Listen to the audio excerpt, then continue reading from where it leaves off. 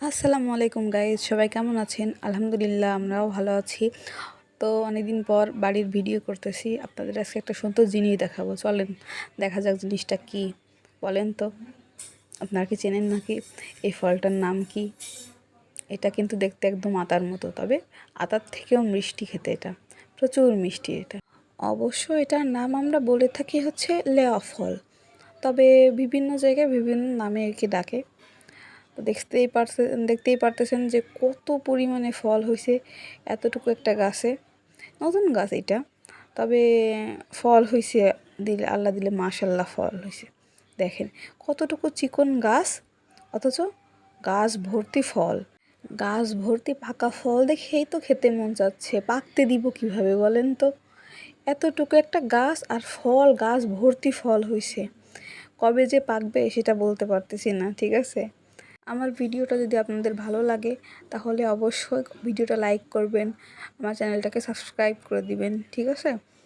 তো দেখেন কত ফল, আমি মনে হচ্ছে গুণে শেষ করতে পারবো না। চলেন এদিকে আর একটা জিনিস দেখায়। আমার দাদির হচ্ছে এটা পেঁপে গাছ, ছোট্ট একটা চিকন পেঁপে গাছ, তাতে এত বড় একটা পেঁপে ধরছে। দেখেন সাইজটা কি পেঁপের! ওয়াও, মাশাল্লাহ, কি সুন্দর পেঁপে হয়েছে। দেখেন এটা আরেকটা গাছ, এখানে দুইটা ধরছে, চিকন চিকন গাছ, অথচ প্রচুর পরিমাণে ফল সবজি এগুলো ধরে।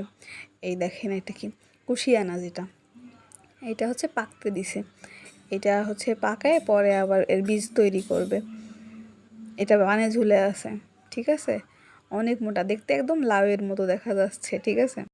গাছে আরও কত ছোট ছোট কুশি ধরে আছে, দেখেন কত কিউট, তাই না? এই কুশিয়ানাসটা আর কি বলবো। এই যে নদীর সামনে আমার দাদা হচ্ছে কলা গাছ লাগাইছিল, এখন সেখানে কলার বাগান হয়ে গেছে। দেখছেন কি পরিমাণে কলা গাছ হয়েছে, মানে এখানে সূর্যের আলো প্রবেশ করে না, এমন অবস্থা হয়ে গেছে। এই যে বাড়ির সামনে ভৈরব নদী, অথচ নদীতে কোনো স্রোত নাই, খালি কচুরিপানা দিয়ে ভরা। তো আমার ভিডিওটা দেখে আপনাদের কেমন লাগলো বলেন তো?